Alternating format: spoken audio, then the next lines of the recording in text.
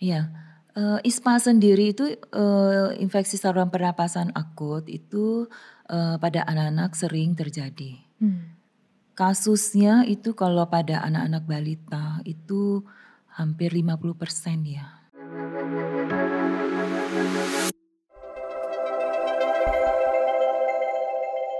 Selamat datang di podcast Bedside Hospital. Kali ini kita akan membahas satu topik mengenai kembali lagi mengenai ISPA karena polusi ini masih juga menjadi masalah sampai saat ini dan bahkan pemerintah pun masih mencari solusi dari masalah polusi ini. Nah, efek terpapar polusi ini selain dapat menyebabkan iritasi saluran nafas, bisa menyebabkan sesak dan efek ISPA pun ini dapat mengenai siapapun termasuk pada anak-anak. Nah, bagaimana sih kita dapat mencegah terjadinya ISPA terutama pada anak-anak, agar tidak berulang dan, tidak menjadi suatu masalah yang serius. Nah, kali ini kita sudah kedatangan dokter spesialis anak, yaitu Dokter Kristiana. Selamat siang Dokter Kristiana, Selamat apa kabar Dok? siang, baik, Baik. ya. Oke dokter, kita hari ini mau tanya-tanya sedikit ya Dok, mengenai mungkin apa yang kita kenal sebagai ISPA sih Dok. Selama ini kan Ya, banyak banget nih orang ngomong, "Ini anak saya kena ISPA, lagi mhm, banyak banget trennya kita ngomongin mhm. ISPA." Boleh dijelasin dikit nggak Dok tentang ISPA? Jadi ISPA itu adalah infeksi saluran pernapasan akut. Mmm. Ya, jadi suatu infeksi yang berlangsung pada saluran pernapasan kita yang dimulai dari hidung sampai dengan paru-paru. Dan berlangsungnya selama paling lama 14 hari. Demikian. Oke Dok, Mhm. jadi, kalau udah lebih dari 14 hari sudah kita tidak bisa sebut ISPA ya Dok? Iya, betul. Oke. Nah, untuk penyebab-penyebabnya sendiri apakah batuk yang kurang dari 14 hari atau ISPA yang kurang dari 14 hari, itu penyebabnya apa aja? Apakah ada bedanya dengan batuk yang lama gitu Dok? Perbedaannya ada nggak Dok? Iya, dari ISPA itu sendiri kan infeksi ya. Jadi, penyebabnya tentu ada suatu mikroorganisme. Apakah Mhm. itu virus ataukah bakteri ataukah jamur yang memberikan gejala pada saluran pernapasan. Oke Dok, jadi penyebabnya 3 itu. Nah kalau misalnya Mhm. polusi sendiri Dok, ini kan yang banyak nih yang mengkaitkan antara polusi dengan infeksi pernafasan. Hubungannya ada nggak Dok? Ada. Mmm. Jadi kalau misalnya, anak ini mempunyai suatu penyakit alergi, dan pada saluran pernapasan tentunya bisa memberikan gejala. Mmm. Gejalanya sama, yaitu seperti misalnya batuk, pilek, demam. Nah kemudian, kalau dia sudah, berjalan beberapa waktu, alergi ini bisa kemudian berlanjut menjadi suatu infeksi. Sehingga barulah kita sebut itu ISPA, Oke infeksi Dok. saluran pernapasan akut. Tetapi kalau dia ke belum terjadi suatu infeksi, kita tidak katakan itu suatu ISPA. Oke Dok. Jadi yang dimaksud dengan gejala ISPA itu apakah ada demamnya baru kita katakan suatu infeksi atau batuk-batuk aja kita udah bisa katakan ini suatu infeksi pada saluran pernafasan Dok? Iya, sebetulnya kalau gejala pada saluran pernapasan itu, cukup bervariasi, tetapi pada umumnya yang kita temukan itu adalah adanya, batuk ataupun pilek ya yang kadang-kadang disertai dengan demam juga. Kalau, gejalanya hanya batuk, kita tidak bisa katakan itu suatu ISPA ya, karena kalau ISPA itu kan, infeksi, tidak semua batuk merupakan suatu tanda infeksi, Oke dokter. gitu. Ada nggak sih faktor resiko atau, kondisi yang membuat anak ini lebih rentan dibandingkan, anak-anak lainnya untuk terjadi suatu infeksi saluran pernafasan? Iya, ISPA sendiri itu, infeksi saluran pernapasan akut itu, pada anak-anak sering terjadi. Mmm. Kasusnya itu kalau pada anak-anak balita itu hampir 50% ya. Namun, kejadiannya ini akan berkurang sesuai usia, Oke karena dokter. adanya faktor-faktor resiko. Mmm. Faktor-faktor resiko dari seorang anak, mudah mengalami suatu penyakit ISPA itu antara lain ya, misalnya dari usia. Rentang waktu biasanya yang paling rentan adalah di usia balita. Dengan puncaknya itu biasanya pada usia 2 sampai 3 tahun, angka kejadian ISPA-nya lebih tinggi. Setelah itu di atas usia 5 tahun ke atas, angka kejadian dari ISPA ini akan berkurang. Oke dok. Kurang lebih menjadi sekitar 20-30%. Jadi faktor resiko dari usia satu, yang kedua misalnya faktor dari status gizi ya. Oke dok. Jadi kalau anak yang mengalami suatu kondisi gizi kurang atau gizi buruk, anak ini akan mengalami suatu kondisi yang lebih mudah untuk terjadinya suatu infeksi.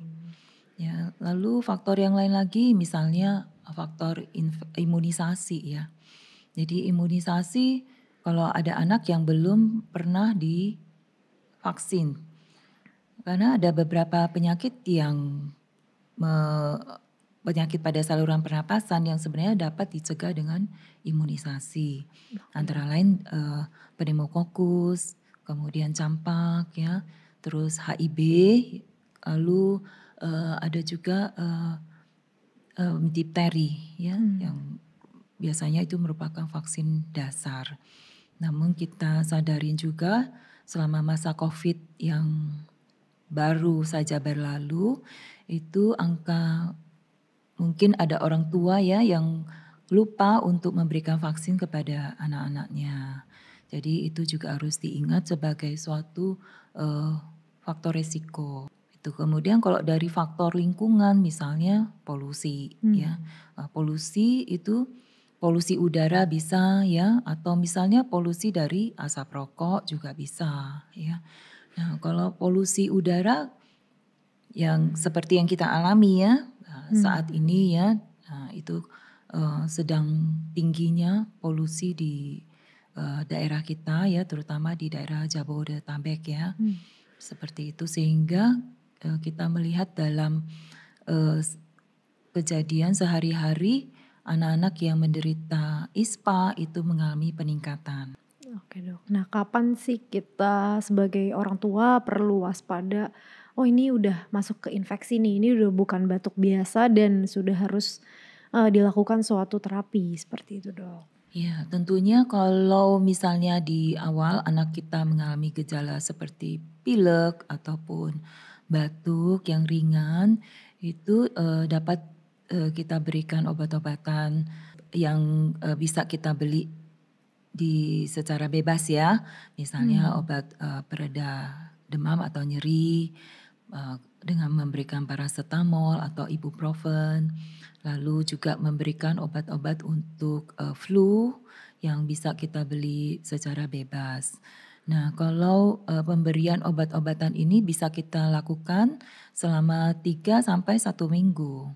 Oke. Dengan catatan kondisi anaknya masih baik, artinya anaknya masih bisa makan dan minum, tidak terlihat lemah ya, itu masih bisa dipantau. Namun kalau misalnya sudah lewat dari 1 minggu dan tidak ada perbaikan atau cenderung mengalami perburukan dengan tanda gejala semakin berat, nah itu disarankan bagi orang tua untuk segera membawa anaknya untuk diperiksa ke dokter. Oke baik dokter. Nah lalu untuk tadi kan dokter udah sebut-sebut juga ya masalah vaksin ya dok. Ini berarti sangat efektivitasnya sangat tinggi ya dokter untuk Iya, mencegah betul. suatu terjadinya mungkin ISPA dan komplikasinya ya Iya, dok. heeh. Oke, nah kalau di luar vaksinasi dasar mungkin ada nggak sih yang dokter saranin juga untuk mencegah terjadinya mungkin lebih sering ISPA berulang seperti itu dok? Iya, ada satu vaksin yaitu vaksin influenza. Jadi Oke. vaksin influenza itu sangat penting ya untuk mencegah terjadinya ISPA ini gitu, Oke, dan pemberiannya biasanya setiap tahun Oke, ya. jadi pada anak-anak juga sudah bisa dilakukan vaksinasi Sudah, influenza ya dok? sejak usia 7 bulan itu sudah bisa diberikan vaksinasi influenza. Oke dok, jadi di luar vaksinasi dasar ada lagi yang bisa diberikan ya dok Iya, vaksinasinya. betul. Oke dok. Mungkin komplikasinya sendiri dok kalau misalnya ISPA tidak ditangani atau Maksudnya apa sih yang bisa terjadi Dok komplikasi ke depannya gitu? Apakah bisa terjadi, inflamasi paru lebih hebat atau seperti apa Dok? Jadi kalau ISPA ini tidak teratasi, tentunya gejala gejala penyakitnya akan bertambah ya, akan bertambah berat sehingga mencapai satu kondisi di mana, anak ini dapat mengalami kondisi yang kita bilang seperti sepsis ya, Mmm, infeksi yang berat, kemudian juga bisa mengalami sesak napas, oke seperti itu. Karena, infeksinya sudah berlanjut ya ke tahap yang lebih parah ya, oke. gitu. Jadi komplikasinya cukup berat juga ya Dok, bisa Berat, sampai sesak nafas, bisa bahkan bisa menyebabkan kematian. oke Dok. Jadi memang harus waspada banget terhadap Harus ISPA ya Dok? waspada, Oke ya, Dok. gitu.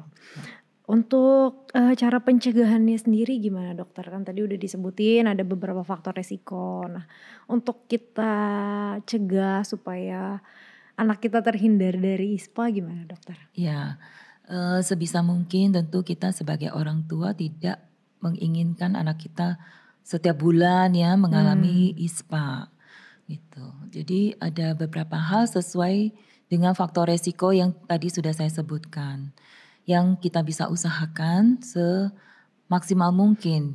Misalnya, dari faktor, imunisasi, kembali kita melengkapi vaksin-vaksin yang mhm, belum, diberikan pada anak-anak kita. mmm, Lalu yang kedua misalnya dengan, memperbaiki gizi. Jadi anak kita, gizinya kita perbaiki, makanan, minuman yang cukup, dan jangan lupa juga istirahat. Kalau anak sekarang kan banyak acara, banyak les aktivitas ya, banyak iya, aktivitas pagi mmm, sampai sore mmm, ya, yang mungkin bisa dikurangin kalau sedang sakit ya, atau mmm, misalnya anak kita ini sering mengalami, ISPA berulang dan lain-lain. Nah itu mungkin anak kita perlu, lebih banyak istirahat ya. Kemudian, kita perbaiki status, makanan mmm, gizinya ya. Nah, kemudian, yang lain ya misalnya kalau seperti polusi, yang kita bisa perbaiki ya mungkin kalau salah satunya merokok juga termasuk polusi ya. iya, Jadi mungkin kalau ada yang merokok ya sebisa mungkin, menghindar ya atau berhenti ya, apalagi kalau, di rumah itu ada, anak-anak juga ya, mhm, sehingga mengurangi iritasi yang bisa disebabkan oleh karena asap rokok. mmm, Jadi jangan kalau udara sekitar sudah polusi, lalu di dalam rumah juga terjadi polusi polusi, juga yang disebabkan oleh asap rokok. Sedangkan kalau polusi yang udara tentu kita tidak bisa banyak berbuat ya. Karena kan kita tidak bisa melakukan suatu tindakan yang bisa mengurangi polusi itu secara signifikan. mmm, Itu, kecuali itu urusannya pemerintah ya untuk mmm, berusaha bagaimana caranya memperbaiki, kondisi kualitas udara yang ada, seperti itu. Mungkin ya kalau, eee, anak kita mengalami misalnya ISPA ya sebaiknya ya diberikan, cepat diobatin, dan kalau memang memerlukan pertolongan dokter ya harus segera diperiksa oleh dokter, oke seperti Dok, itu. Nah kalau misalnya ternyata tadi kan dokter udah sempat, eee mention juga nih, sekitar 3 sampai 7 hari boleh coba dulu pengobatan di rumah ya, Dok. Nah, Mhm, tapi kan balik lagi kalau namanya infeksi kan kita tetap harus tahu penyebabnya. mhm, Apakah infeksi bakteri, virus, atau jamur kan itu pengobatannya juga mhm. beda. Jadi tetap harus ke dokter untuk biasanya gimana, Dok? Apakah ada pemeriksaan lanjutan untuk mengetahui apakah infeksi ini dari, apa sih yang menyebabkan infeksi atau bagaimana, Dok? Iya, jadi infeksi yang menyebabkan ISPA ini memang ada virus, ada bakteri, Mmm, seperti itu ya, yang pada umumnya virus dan bakteri. Nah, memang agak sulit membedakan virus kah atau bakteri kecuali gejalanya jelas ya. Nah, kalau, di luar negeri itu lebih banyak ya, kalau di negara terutama negara maju. Kebanyakan infeksinya karena virus. mmm, Tapi kalau di negara yang, berkembang itu kebanyakan infeksinya bakteri, oke, Dok, gitu. Jadi, kita memang harus, melihat kondisi seperti itu ya sehingga kalau misalnya anak kita mengalami suatu ISPA, kita pantau dulu nih. Kalau misalnya dia infeksi virus, dia akan membaik sendiri tentunya. Membaik sendiri dalam waktu 1 sampai 2 minggu. Sebab itu kita pantau dulu dalam 1 minggu itu. Kalau dia virus ya nanti membaik sendiri, sembuh, dia tidak perlu kita berikan misalnya obat antibiotik ya. Tetapi kalau dia tidak mengalami suatu perbaikan, tentunya kita harus curiga ini suatu infeksi bakteri. Nah, kalau sudah ke arah sana tentunya kita harus memberikan obat-obatan tambahan seperti antibiotik gitu. Oke dokter. Berarti harus jadi dari orang tua pun harus evaluasi Betul, harus berkala ya terus dok. memantau ya, terutama jangan sampai anak ini mengalami suatu kondisi yang lemah ya, mengalami suatu perburukan sehingga kita harus lihat Oke. gejalanya. Tanda-tanda yang wah ini kayaknya udah harus ke dokter nih dok. Apa tuh dok tanda-tandanya? Iya, jadi ada beberapa ya, misalnya demamnya tinggi ya, beberapa hari ya. Demam tinggi itu di atas 39 ya, misalnya sampai 40, tidak turun-turun ya selama beberapa hari. Nah, apalagi kalau anak yang mempunyai resiko kejang. Oke dok. Nah, kalau anak yang mengalami resiko kejang tentu harus cepat ya, nggak nunggu sampai seminggu Iya ya, dok. karena harus cepat diperiksa gitu dan diturunkan demamnya sesegera mungkin. Nah, lalu kalau yang kedua yaitu kejang ya, kalau anaknya mengalami demam disertai dengan kejang, ya itu juga merupakan satu tanda warning ya. Nah, lalu batuk, misalnya batuk-batuk terus tidak berhenti-berhenti sepanjang hari, kadang-kadang sampai sesak napas. Seperti itu. Nah, itu harus cepat dibawa ya untuk diperiksa. Oke dokter. Ada nggak dok yang dokter mau sampaikan ke sahabat bedside semua, terutama ibu-ibu yang masih memiliki anak-anak balita nih dok, ada pesan-pesan nggak dok yang dokter mau sampaikan? Ya, pesan-pesannya ya tentu untuk ibu-ibu ya, bapak-bapak juga ya. Oke bapak-bapak juga ya dok. Jadi intinya untuk orang tua ya. Jadi untuk orang tua anak-anak kita memang terutama yang balita ini memang merupakan suatu usia ya, masa di mana usianya itu rentan, usia rentan untuk terjadinya ISPA. Sehingga kadang-kadang dalam 1 tahun bisa 7-9 kali Oke, cukup banyak ya dok terjadi frekuensinya. ISPA, iya, baik yang ringan maupun kadang agak berat ya. Sehingga kalau misalnya kok ini anak saya sering ada pertanyaan sering mengalami ISPA, ya kita masih katakan itu suatu hal yang wajar Oke dok. untuk anak usia balita. Nah, nanti frekuensinya akan berkurang sesuai dengan usianya bertambah seperti itu. Kenapa kok begitu? Karena imunitas ya. Jadi hubungannya dengan daya tahan tubuh. Nah, oleh sebab itu kita perlu melengkapi dengan vaksinasi ya. Nah, ini namanya kan usaha ya, usaha untuk mengurangi. Kadang-kadang ada orang tua juga sudah vaksin sudah lengkap tapi masih sering mengalami ISPA. Nah, kalau yang seperti itu kita jangan lupa ada suatu faktor namanya alergi. Nah, faktor alergi ini yang harus kita cari. Misalnya dengan melakukan tes alergi ya. Nah, jadi kita cari penyebab alerginya apa.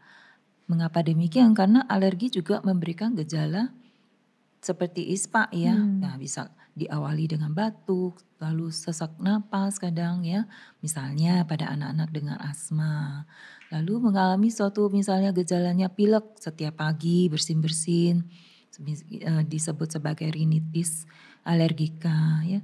Lama-lama kalau alerginya tidak diatasi, tentunya bisa mengganggu ya, mengganggu tidur anak sehingga mengganggu tumbuh kembang anak.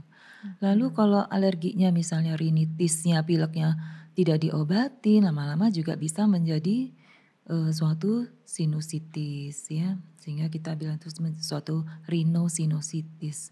Jadi ada infeksi jadinya. Yang tadinya bukan ISPA menjadi ISPA seperti itu. Jadi kita harus mencari terutama penyebabnya ya, mencari penyebab terutama pada anak yang sering mengalami ISPA gitu. Oke, baik dokter. Nah, saya rasa cukup untuk tanya jawab kita hari ini dokter Mhm. udah sangat bermanfaat banget. Semoga podcast kali ini juga bisa bermanfaat untuk sahabat Bedsida semua. Tadi sudah disebutkan oleh Dokter Kristiana bahwa butuh kita juga waspada terhadap ISPA ini, terus kita lengkapi status imunisasi. Mungkin banyak yang kelewat pasti karena mungkin musim COVID ya dokter Ya, kemarin ya. 3 tahun itu banyak, anak-anak yang tidak divaksin. Nah itu jadi menjadi suatu faktor resiko terjadinya ISPA berulang. Dan jangan lupa selalu konsultasikan jika anak-anak mengalami perburukan lebih lagi. Baik, terima kasih Dokter Kristiana atas penjelasannya Sama-sama yang Dokter Jessica. sudah jelas banget nih terhadap ISPA pada anak-anak. Semoga ya ini bisa bermanfaat buat kita semua, terutama yang masih punya balita atau anak-anak yang sering terkena ISPA ya dokter. Oke, nah bagi yang ingin bertanya lebih lanjut atau ingin berkonsultasi dengan Dokter Kristiana lebih lanjut, boleh segera konsultasikan di Rumah Sakit Bedsida atau bisa juga melalui telekomunikasi ya dokter. Telekonsultasi bisa ya dok? Iya bisa. Bisa. Nah mungkin mempermudah ibu-ibu nih supaya mungkin gak repot ke rumah sakit seperti itu. Ikuti terus informasi seputar kesehatan bersama dengan Bedsida Hospital melalui podcast Bedsida Hospital. Saya Dr. Jessica pamit undur diri, terima kasih.